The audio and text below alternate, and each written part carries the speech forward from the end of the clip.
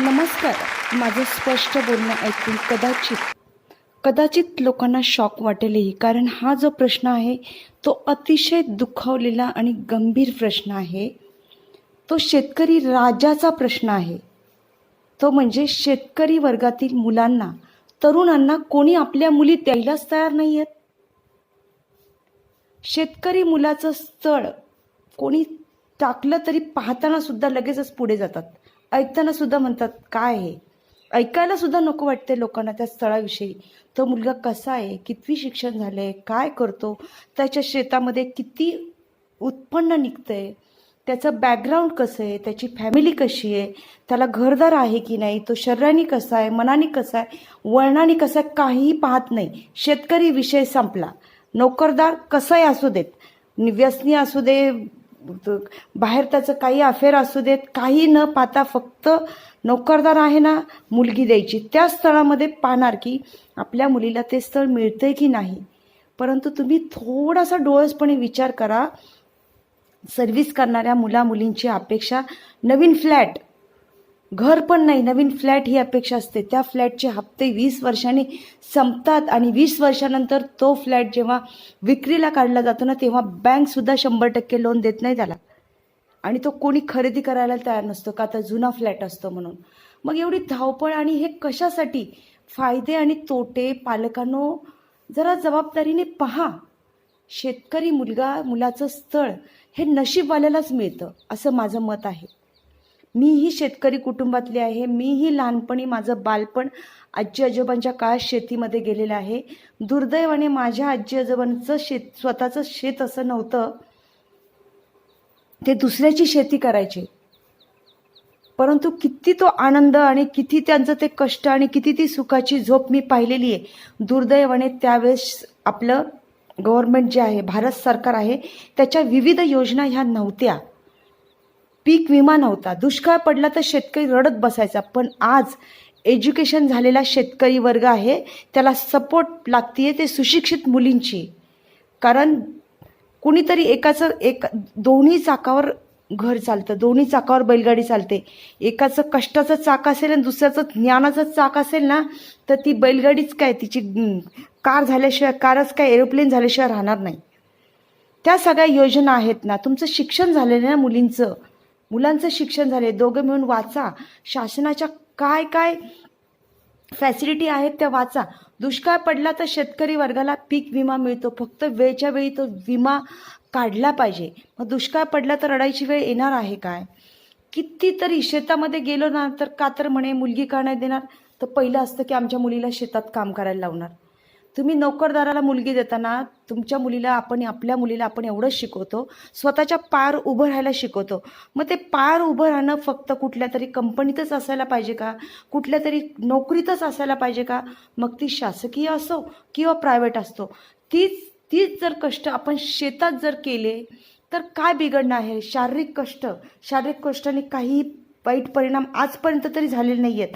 शहरामध्ये लोक शारीरिक कष्ट नाहीत म्हणून जिममध्ये जातात आणि घाम गाळेपर्यंत कुठेपर्यंत तिथे एक्झरसाईज करतात. का तर बॉडी पिळदार राहो. पण तोच शेतकरी राजाचा मुलगा, तोच शेतकरी बिना व्यायामाचा पिळदार असतो. त्याला कुठलाही आजार नसतो.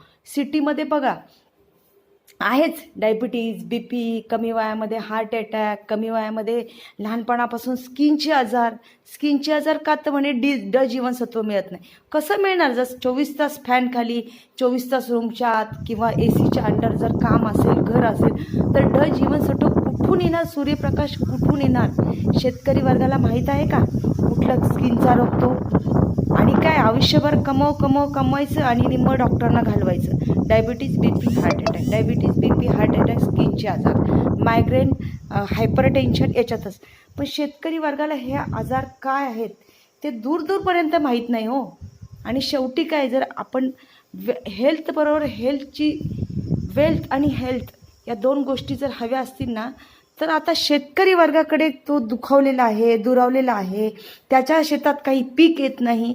ही गोष्ट अगदी चुकीची आहे. शासनाने, माननीय पंतप्रधान साहेबांनी प्रत्येक शेतकऱ्याला घरकुल योजना दिलेली आहे आणि त्याचा लाभ बहुतेक शेतकरी घेत आहेत, घेतलेलं आहे. प्रत्येक शेतकऱ्याचं बऱ्यापैकी अगदी सिटीपेक्षा चांगलं घर झालेलं आहे आणि होणार आहे. आणखी ज्यांना मिळालेलं नाही त्यांना भारत सरकार काय त्यांना मदत करायचं थांबलेलं नाही आहे. घरोघरी टॉयलेट झालेलं आहे. सिटीमध्ये कॉम्प्युटर आहे, फ्रीज आहे, लॅपटॉप आहे, टी व्ही आहेत, वायफाय आहे. त्या सर्व गोष्टी आता खेडेपाड्यात अगदी शेतातल्या घरातसुद्धा पोहोचलेल्या आहेत. लाईट आहे, रस्ता आहे, पाणी आहे, याच्या विविध योजना खेडोपाड्यापर्यंत पोहोचलेल्या आहेत आणि जिथे नाही तिथे पोहोचत आहेत. आपण आपली मुलगी बाहेरच्या फॉरेनच्या देशामध्ये एखादा मुलगा असेल तर आनंदाने द्यायला तयार आहे. मग तेव्हा नाही वाटत दूरचं अंतर. पण महाराष्ट्रात किंवा आपल्या भारतातल्या भारतात किंवा एका गावातून दुसऱ्या गावात मुलगी देताना का तर म्हणे लांबचं अंतर आहे. काय लांबचं अंतर आहे? बाहेर देशात देताना लांबचं अंतर नाही, पण इथलं येतं देताना लांबचं अंतर आहे. कुठे म्हणून आज 4 चाकी 2 व्हीलर जात नाहीये. आणि शेतामध्ये जर आपण डोक्याने काम केलं, आजचा शेतकरी वर्ग फार सजग झालेला आहे. कारण आता शेतीसाठी भारत सरकारने विविध प्रकारे सपोर्ट केलेला आहे, त्यांना अनुदान देण्यात येत आहे. आणि कितीतरी शेतकरी तुम्ही 2-4 दिवस गावाला जात असाल ना, तेव्हा आजूबाजूची शेती पाहतच असाल.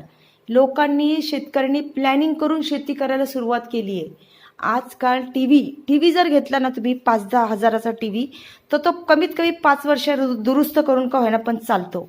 पण 5 ते 10 हजाराचं अन्नधान्य जेव्हा आपण विकत घेतो ना, तर 1 महिनासुद्धा पुरत नाही. मग मला सांगा, भविष्यकाळात कुठल्या गोष्टीला जास्त डिमांड येणार आहे? टी व्हीला की अन्नधान्याला? आजही अन्नधान्याचा भाव जरी समर्पक असला तरीही भविष्य काळात येणारा भाव हा अन्नधान्याचा खूप झालेला असेल. मोनोपॉली असणार आहे आणि शेतकरी हा राजा होता, आहे आणि राहणार आहे. प्रत्येक अन्नाची किंमत, ज्या अन्नावर आपण जगतो, तो अन्न बनवणाऱ्यालाच जर आपण दुर्लक्षित केलं तर कसं होणार आहे आपलं? आजूबाजूला पहा, हे धुसमुस्त दुःख आहे. शेतकरी वर्गाच्या मुलांना शिकलेले असते तरीही त्यांना मुली देत नाही आहे कोणी. त्यामुळं तो वर्ग सगळा शहराकडे पळतोय, कॉम्पिटिटिव्ह स्पर्धा परीक्षा देण्याकडे पळतोय. ती मुलं भांबावलेली आहेत. आणि जी मुलं खंबीरपणे आपल्या शेतावरच, आपल्या मायभूमीवरच, आपल्या आईवडिलांच्या उपकारावर जगत आहे आणि ते अजूनही शेती करतायत ना, त्यांचंच खरं सगळं मनापासून अभिनंदन करावं. शिकलेला असूनही एखादा मुलगा शेती करतोय, किती ते प्रेम आणि किती उद्योग व्यवसाय निर्माण झाले आहेत. मुलगी काळी पडणार नाही, काही नाही. सनस्क्रीन भरपूर आलेले आहेत. छत्री वापरू शकतो, स्कार्फ वापरू शकतो. आणि कुठलाही मुलगा असा शेतकऱ्याचा निडर मनाचा नाही आहे की बायकोच्या मनाच्या विरुद्ध तिला शेतात काम करायला पाठवेल म्हणून. आणि कितीतरी योजना आहेत सरकारच्या. उन्हात न जाता आपण आपल्या घरी मालक म्हणून त्या योजना राबवू शकतो. जसं की पोल्ट्री फार्म आहे, मशरूम शेती आहे, दुग्ध व्यवसाय आहे, 1 ना 2 आणखी विविध प्रकारची फुलं आहेत की ज्याला ग्रीन फील्ड म्हणतो, त्याच्यामध्ये पण आपण स्कोप. तिथे उन्हात जाण्याचा काही प्रश्न आहे का? आपण जेव्हा बाहेर जॉब करतो ना, तेव्हा टार्गेट ठरवून दिलेलं असतं. म्हणतात ना, मेल्याशिवाय स्वर्ग दिसत नाही. ज्या मुली आता जॉब करतायत ना, त्यांना हळूवारपणे हा प्रश्न विचारा. आणि मग एकदा लग्न झालं ना की मग पुन्हा वळून पाहणे नाही. हो नाही. राजाला फक्त राजा हा राजाच असतो. आता अनेक प्रकारच्या शेतींचं शेतकरी वर्ग उत्पादन घेतो आहे. त्याच्यामध्ये दुष्काळ पडतोही ना. शेवटी निसर्ग आहे. दुष्काळ हा पडणारच. कारण निसर्ग म्हणजे काही लाईटचं बटन नाही, पाहिजे तेव्हा ऑन केलं आणि पाहिजे तेव्हा बंद केला. निसर्गाला जपण्यासाठी आपणही निसर्गाला जपलं पाहिजे.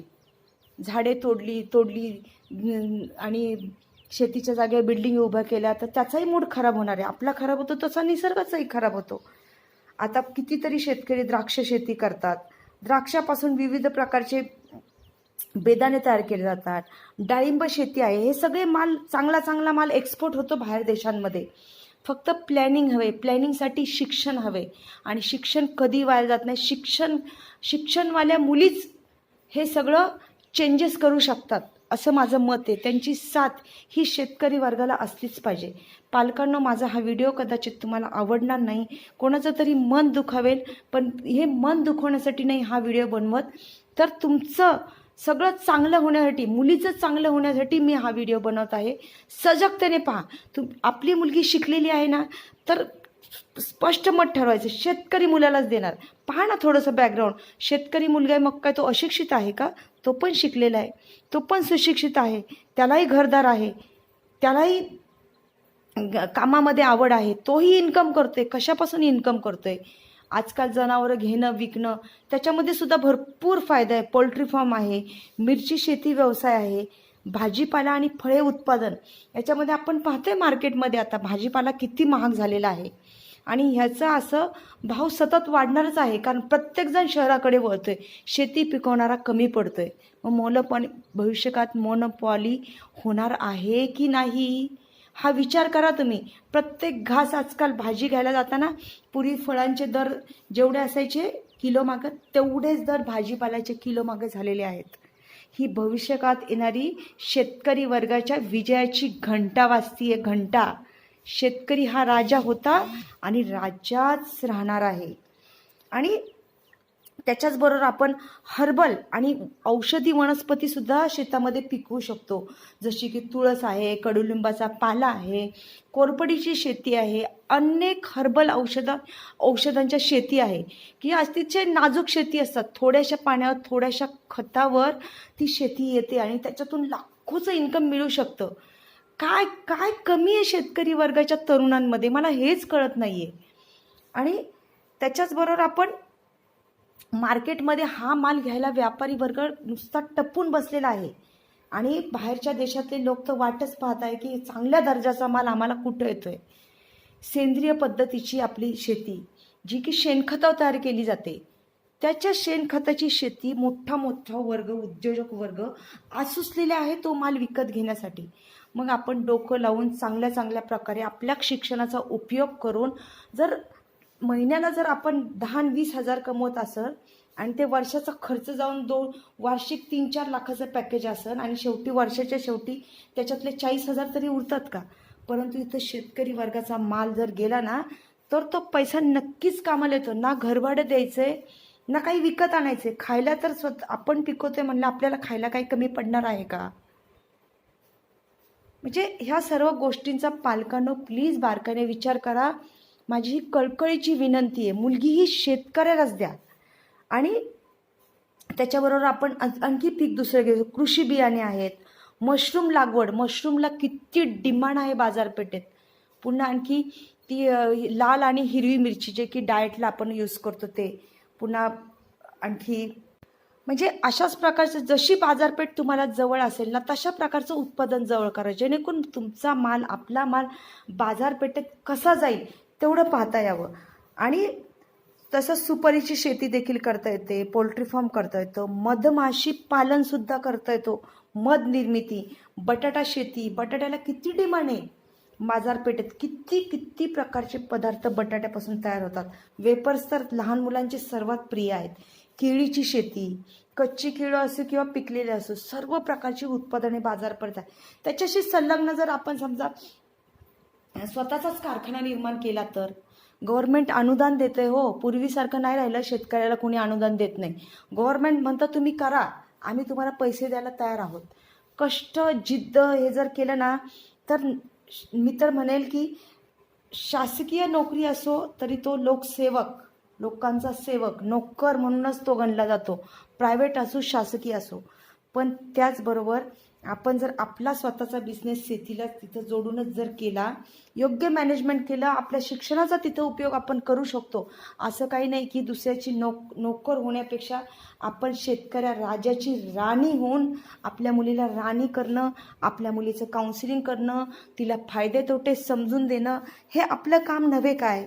कांदा शेती, कांद्याला किती भाव आहे, कुठे म्हणून कांदा लागत नाही सांगा? आंब्याची शेती, आले, हळद शेती, ब्रॉयलर शेती, आता काजू शेती, अजून आपण आवळा असतो त्याचे पण उपयोग करू शकतो. आणि ह्या सर्व पदार्थापासून जर कारखानदार एखादी वस्तू बनवून करोडो तीच शेती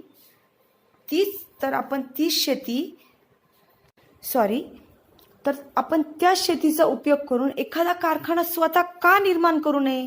शिक्षणाचा उपयोग आहे ना, तो दुसऱ्याचा नोकर म्हणून नाही राहायचं आपल्याला.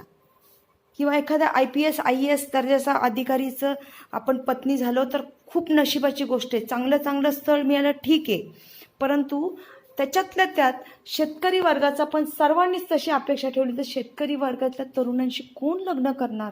शोकांतिका आहे इथली, खचत चाललाय तरुण वर्ग. त्यांना सर्वांनी सपोर्ट केला पाहिजे. आपण शेतकरी, आपली माती, आपला जन्म, आपली आई, आपले पूर्वज हे शेती करत होते आणि शेतीवरच आपण आपल्या तनामनात शेतीचं उपकार आहे, त्या मातीचे उपकार आहेत. तर मग आपण आपली मुलगी ही शेतकरी तरुणालाच द्यायला पाहिजे, असं माझी कळकळीची विनंती आहे. पहा विचार करून. जर माझं काही चुकलं असेल तर प्लीज मला सांगा. माझी एखादी गोष्ट आवडली असेल तर प्लीज कमेंट्स बॉक्समध्ये कमेंट्स करा आणि जास्तीत जास्त पालकांपर्यंत हा व्हिडिओ पोचवा. स्थळ पाहताना शहराकडे न वळता शेतकऱ्याकडे वळा. खूप फायदा होणार आहे. राजाची राणी करायची की नोकराची नोकराणी करायची हे ज्या त्या पालकांनी, ज्या त्या मुलींनी, ज्या त्या माझ्या भावंडांनी, ज्या त्या आईबाबांनी ठरवायचं आहे. नमस्ते. जय जवान जय किसान.